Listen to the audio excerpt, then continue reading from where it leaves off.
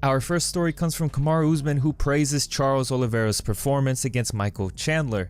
However, when asked how Oliveira matches up with former UFC champ Khabib Nurmagomedov, Kamaru says that it's a no-brainer. Speaking to TMZ Sports, Kamaru says Oliveira is good, but Khabib is on a whole nother level. Here's what he said. That shows the heart of a champion. That's been majority part of Charles Oliveira's career. He's had a lot of downs, but he's had a lot of ups lately.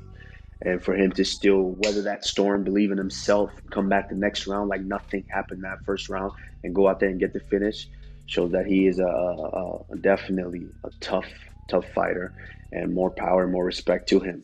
Also, Michael Chandler, I mean, just 2 fights, and this guy fighting for the title was this close to getting that. So much respect to both those fighters. Any chance that Khabib watched that fight and gets the urge and thought that was spectacular, stylistically, is a very interesting matchup. I guess for fans, maybe for the ones who truly know what would happen in that fight. And yeah, definitely, I think Khabib did watch the fight. Was he intrigued, or yes, I want to get back in there? Probably not. I mean, he's a man that's happy. He's happy with his life. He's happy with the direction that it's gone, and yeah, I think he's retired. You would put me on the spot right now. More power to Charles Oliveira. I'm impressed by him, and I'm a fan for what he's able to do with his career. But I just think there is levels to the game, and I think Khabib is a different level. Our next story comes from George St Pierre and a potential boxing match against retired boxer Oscar De La Hoya under the Triller organization, which was the one that held the Jake Paul vs. Ben Askren fight. GSP confirmed that Dana White blocked the fight from happening because he is still under UFC contract. But before we get to GSP's reaction, let's see what Dana White thinks about the Triller organization and Oscar De La Hoya from the UFC 262 post-fight press conference. The head of Triller says that you blocked GSP from boxing Oscar De La Hoya and that you made a move for Jake Paul. Oh my God, don't even ask me about these idiots. Who gives a Does anybody give a shit? I guess they You do? No, I don't give a shit what they think. You think I care what Triller thinks? Are you sick and tired of them mentioning UFC? I don't even take their calls. This idiot calls me every day, texts me every day. Please answer my call. Please talk to me. Why won't you talk to me? Because I don't give a about you. Do your thing. Leave me alone. And then you got Oscar, this idiot again in the car that night. Come with us and make more money than you've ever made in your life. We heard that before. Chuck Liddell's here tonight. Grab him, ask him if he made more money than he ever made in his whole life when he went with Oscar De La Hoya. You know what I mean? But you guys keep asking me about these idiots. You guys know they're a joke, but you keep asking me about them when you know they're a joke. You know this is bullshit. You know they're all full of shit, and you know what I mean? Speaking to cinemablend.com, GSP shared his thoughts on the failed fight against De La Hoya. He said this: I understand that Dana didn't want me to fight. However, it would have been fun because my career as a professional fighter to become the best in the world in MMA is done. I'm turning 40 years old tomorrow. I'm going to be 40 years old. It's a young man's game. However, to rather fight a boxing match under the rules that Triller put on against the legendary Oscar De La Hoya, for me, it would have been a dream come true because he is my second favorite boxer of all time behind Sugar Ray Leonard. Plus, a lot of money would have been given to charity, so it would have been for a good cause, just to show that we don't take ourselves too seriously. And it would have been serious competition because you say, I play basketball, I play hockey, but you don't play fighting. It would have been fun. And I don't have the audacity to pretend that I'm a better boxer than Oscar De La Hoya was, because when he was in his prime, he's one of the best that's ever done it, and I come from a different sport. But take it now because of where we are in our lives, I think it would have been a good matchup between him and I because he is older than me. Yeah, of course he has a lot more experience than me in boxing, but I'm younger, I'm a little bit bigger, so I think it would have made a pretty even matchup. It could have been fun. Let me know what you think how GSP would have done in a boxing fight against De La Hoya in the comments down below. Our next story comes from Cody Garbrandt, who talks about what's at stake in his fight against Rob Font this weekend. Speaking at Media Day, Cody Garbrandt says a win here gives him the option of fighting for the belt at 135 and at 125 against the winner of Davison Figueiredo versus Brandon Moreno. Here's what he said.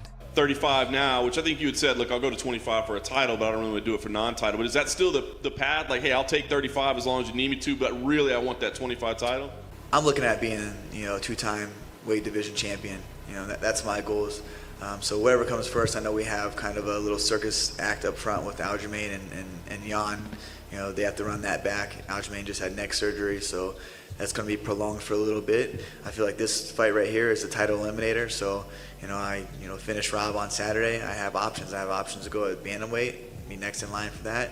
It works out perfectly for me. It's you know, you look back in November and the reason COVID and things were taken away from my life, but it set me up for better and more opportunities. You know, I stayed on the path, stayed focused, and stayed driven. So I win this fight Saturday. I can have next in line for a bantamweight title shot, you know, and Figgy and them fight a few weeks after me. I was already training for a 5-round fight. They were training for a 5-round fight. Hopefully none of us get injured in there. We come out unscathed, and we can make that fight happen, you know, sooner than later. And that's in a perfect world, but you know, a lot of things kind of fall into place with that. Yeah, but hey, you could conceivably end the year as a 2-division champion. Could possibly, could possibly. Our next story comes from Darren Till, who reacts to Marvin Vettori getting a title shot. Speaking on the Believe You Me podcast, Darren Till says let Vettori have his shot now, and goes on to say that he still has a lot of time left in his career to get that title fight. Here's what he said. Does it bug you at all knowing that Marvin's getting a title shot now? No, it doesn't, because this is if you've seen Saturday, I take inspiration from a lot of things, right? And if you see Charles Oliveira, he has just became the lightweight champion after what, 10 years? 11 years? 11 years. How many losses, how many wins, how many setbacks, how much being looked over. So that for me is a big factor in it, knowing that I'm 28. I haven't been in MMA not that long, mate, only a few years, and I feel like I'm hitting my prime in the next year or two, mate. So let Marvin have a shot, you know, congrats on getting it and that. And do you know what? I was saying this to my friend the other day, and like, I'm going to get half deep on you now. I don't usually do it. I'm always well fun.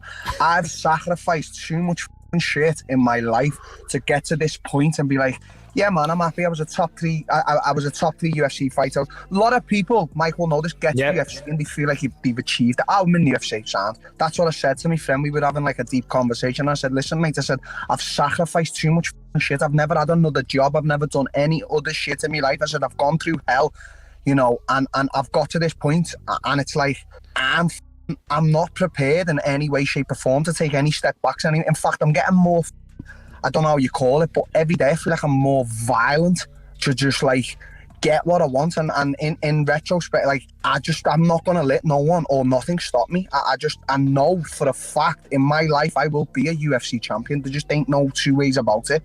Our next story comes from former strawweight champion Joanna Jacek, who says she has one fight left on her contract. Speaking to Mike Heck, Joanna says she is currently negotiating a big pay increase for her next contract with the UFC. Here's what she said. It's stupid what I will say, but it's not about the money, but it's all about the money. Because why I don't have to put my life and my health on the line for the money I'm getting from the fights. Of course, I love it, but I'm just getting older. I just can't keep on doing this for the idea of fighting, you know.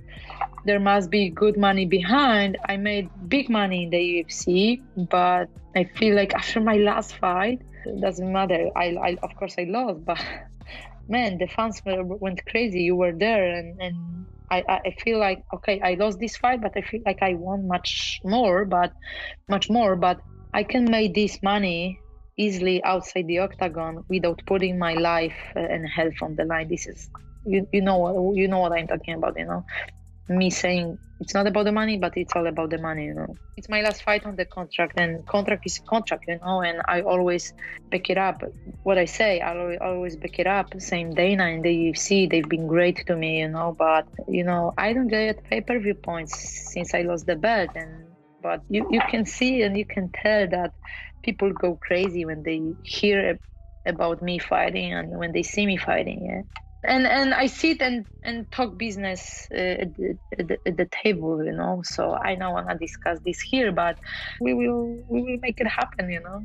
That about wraps up the video for today. Leave a like if you enjoyed the video and if you learned something new. But either way, have a great day and peace.